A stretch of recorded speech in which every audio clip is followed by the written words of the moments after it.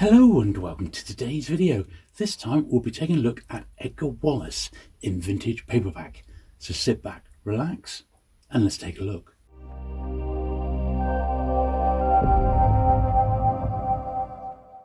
Richard Horatio Edgar Wallace was born in April 1875 and died in February 1932. He was an extremely prolific British writer. Born into poverty as an illegitimate London child, Wallace left school at the age of 12. He joined the army at age 21 and was a war correspondent during the Second Boer War for Reuters and the Daily Mail. Struggling with debt, he left South Africa, returned to London and began writing thrillers to raise income, publishing books including The Four Just Men in 1905, drawing on his time as a reporter in the Congo covering the Belgian atrocities. Wallace serialised short stories in magazines such as the Windsor Magazine and later published collections such as Saunders of the River, 1911. He signed with Hodder and Stoughton in 1921 and became an internationally recognised author. After an unsuccessful bid to stand as Liberal MP for Blackpool as one of David Lloyd George's independent Liberals in the 1931 general election, Wallace moved to Hollywood, where he worked as a scriptwriter for RKO. He died suddenly from undiagnosed diabetes during the initial drafting stages of King Kong in 1933. Wallace was such a prolific writer that one of his publishers claimed that a quarter of all books in England were written by him. As well as journalism, Wallace also wrote screenplays, poetry, historical non-fiction. He wrote 18 stage plays, 957 short stories and over 170 novels, 12 of which in 1929 alone. More than 160 films have been made of Wallace's work. In addition to his work on King Kong, he is remembered as a writer of the colonial imagination for the J.G. Reader detective stories and for the Green Archer serial. He sold over 50 million copies of his combined works in various editions, and The Economist in 1997 described him as one of the most prolific thriller writers of the 20th century. Although the great majority of his books are now out of print in the UK, they're still read in Germany. A 50-minute German TV documentary was made in 1963 called The Edgar Wallace Story, which featured his son, Brian Edgar Wallace. Okay, so looking at the books now, we've got this earliest one that I've got here. It's Penguin main series, number 64. It's in the classic crime covers, and it's probably his most famous book, The Four Just Men, and certainly sold an awful lot of copies, this one. And this Penguin first edition is from 1936. This would have originally come in a dust wrapper, but it's from the very earliest years of Penguin. Penguin only be going about 6 months at that point when that one got published. So that's a real classic and probably the most expensive one you'll see today. I have got a couple of other early ones from the same sort of period though, so you don't see these very often. And in actual fact, this is the only one in this series I've actually got. So it's a John Long four-square thriller. And this is number 4, and it's for the book On the Spot. And it does mention that Edgar Wallace, author of The Gunner, When the Gangs Came to London, and Flat number 2. There's a few listed on the back, and these are part of the Hutchinson Pocket Library.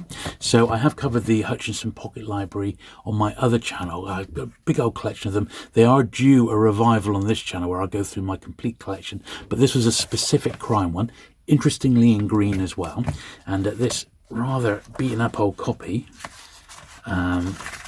is from 1938, this one. All right, then there's one more which once again is related to Hutchinson, and it's the Crime Book Society. It's the same book, On the Spot.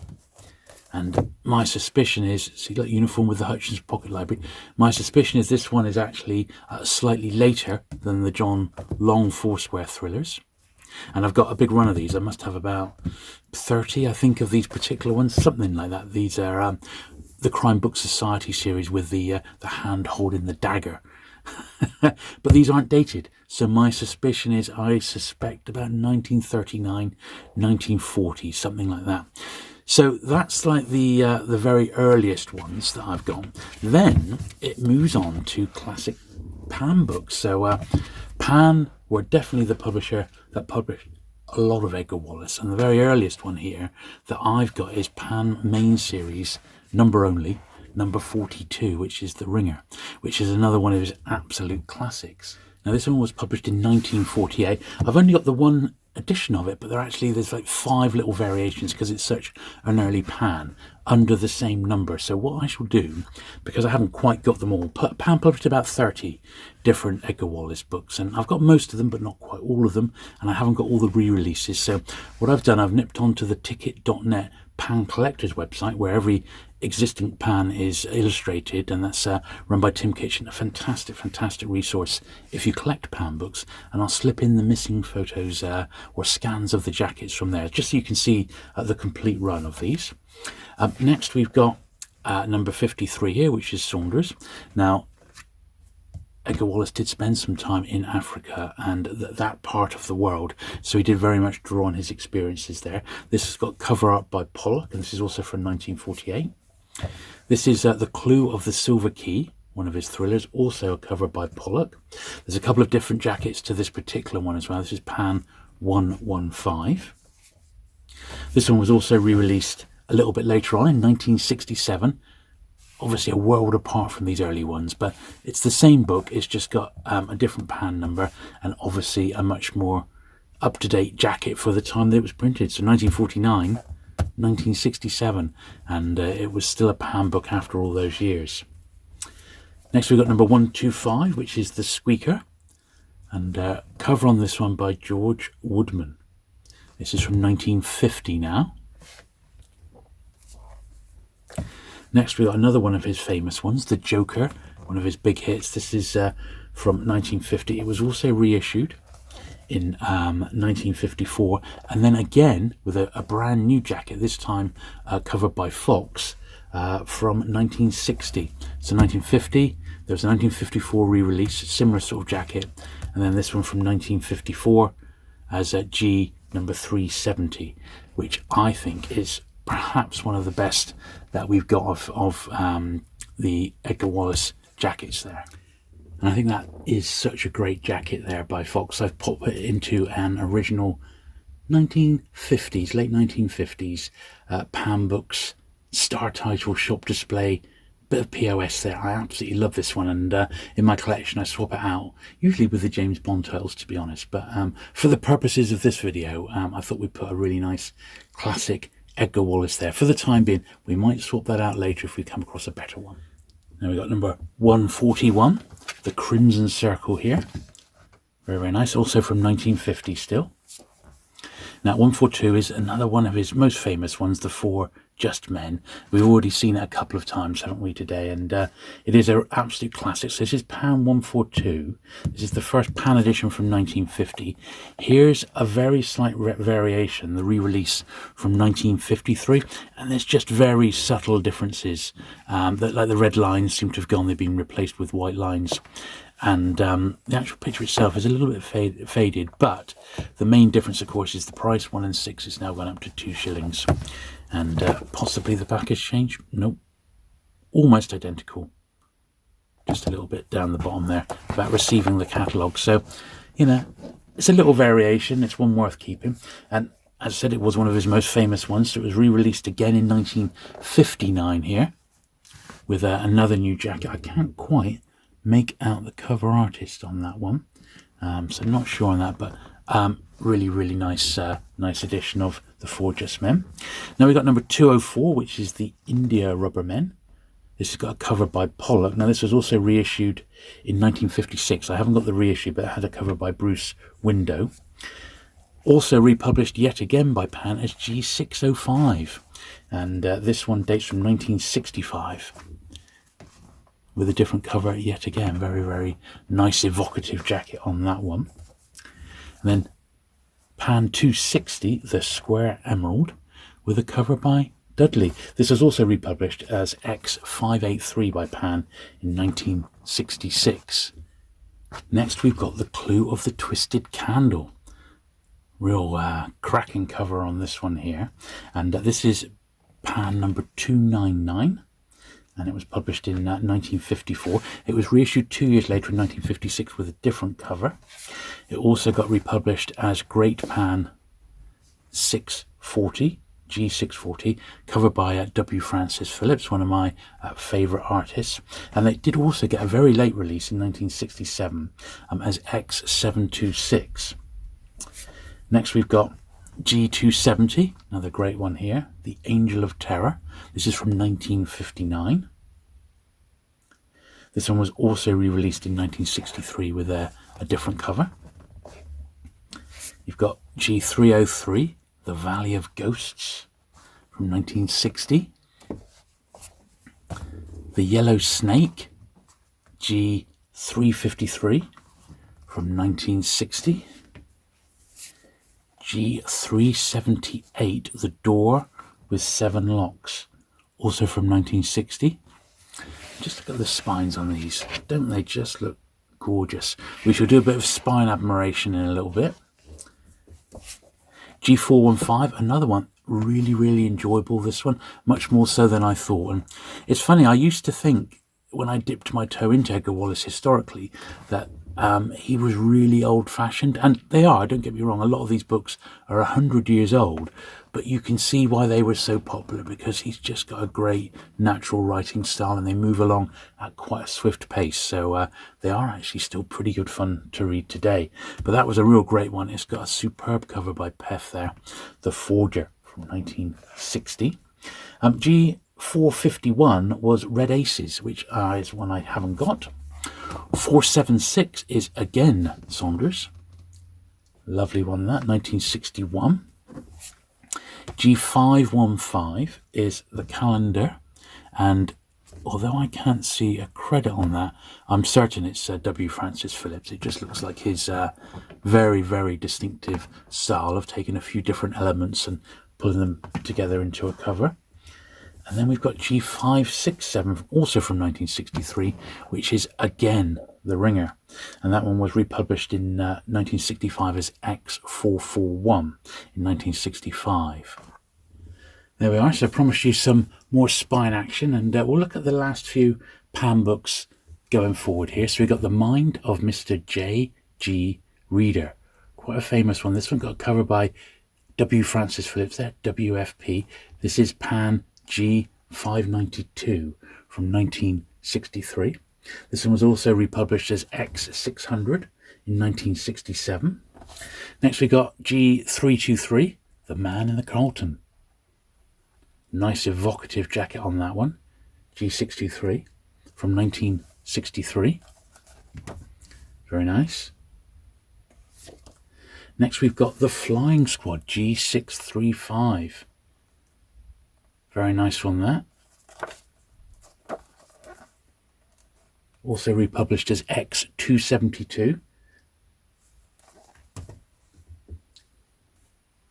G652, Terror Keep. Great one there. W. Francis Phillips again on the side. The dirty playing card there. Very nice indeed. That's gorgeous, that one. And then we got G681, The Brigand. Another one which is W. Francis Phillips. Yeah, he did an awful lot, didn't he? Very good, that one. That was also republished as X688. This is one I actually do have, one of the later re-releases with the handcuffs cover with the small vignette in the middle. There's a picture of Wallace on the back. It's from 1967.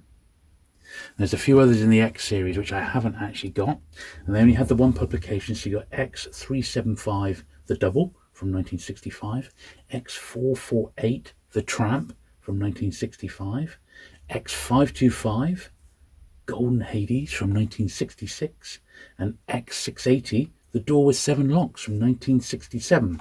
And the very last one I do actually have, which is this X732, again The Three. This is also from 1968. It's got the handcuff cover again. And Pan did actually continue publishing Edgar Wallace right up until the early 1970s alongside those Arrow editions. So he did remain popular at least until the early 70s, when they seem to have sort of vanished. Then to round out this little video looking at Edgar Wallace in vintage paperback, I've actually got 10 vintage digit books, which were all by Edgar Wallace. I did a little check because I have got a complete digit bibliography now, and they amazingly published 35 Edgar Wallace books, if you can believe it. Now, I've only got the 10 of them. I don't think any of them are particularly rare, but these 10 have sort of come my way as I've been collecting digit, really. And they all seem to have been published sort of 1963, 1964 sort of time. So you've got Saunders of the River, which is R655. You've got R665, The Secret House. R669, The River of Stars. R689, Bosambo of the River. R701, The Keepers of the King's Peace. R751, The Council of Justice. R764, lovely jacket, that one, Jacko Judgment. I like that one with the playing card again. R765, The Man Who Bought London. That one's got a cover by Pef. You spot him down the bottom there. Very, very nice. R775, Blue Hand. And finally, R788, Grey Timothy, which is a racing novel. Good stuff. Now, there are some other publishers who have released Edgar Wallace paperbacks. These include a lot by Hodder and Stout and Yellow Jackets, some published by Arrow right into the early 1970s, a few by Panther, and the most earliest releases are 1920s publications from Ward Lock and even from Torchnitz. Being so prolific, of course, his output was widely spread amongst many publishers, which definitely makes him interesting to collect. Now, buying paperbacks today is actually quite easy, with job lots turning up regularly on eBay. You can end up paying about £1 to £1.50 a book, which I think is fantastic value. Here's a few lots that I've found on eBay quite recently, and I think the prices were very, very reasonable indeed. Also, because Wallace himself died back in the 1920s, all these books are now out of copyright in the UK, so a complete works is available through Amazon as an ebook format for just 49p. That's everything Wallace ever wrote. A handful of editions are available as actual physical books, and maybe these are for library editions because they're not cheap. Now, don't forget the recent book by Stephen Jones, which has a great potted biography of the author, as well as his contribution to the original screenplay to King Kong. And I have done a review of that particular book on this channel. So there you go. I hope you've enjoyed this little look through my collection of Edgar Wallace paperbacks, and I hope it spurred you on to possibly at least try him yourself and see how you get on. I think they are actually pretty good fun to collect, and I'm going to try and fill in the gaps in my collection. If you've enjoyed today's video, do please give it that thumbs up. Do please hit the subscribe button if you've not already for regular vintage paperback content, and I'll look forward to seeing you again very soon. Bye.